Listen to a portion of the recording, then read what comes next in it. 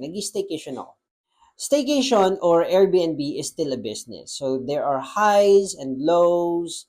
There are strategies that you can take advantage para mas maging profitable yung business mo. There are ways to fully book your unit. Pwede gumamit ng ads, pwede gumamit ng free ads, pwede gumamit ng mga influencers ng YouTube, TikTok. There's a lot of ways. So the only thing or the deal breaker is how you manage it. Kung ipapamanage mo sa iba or i-manage mo sarili mo, if you've got your own strategy, that's good. At the end of the day, it's still a business.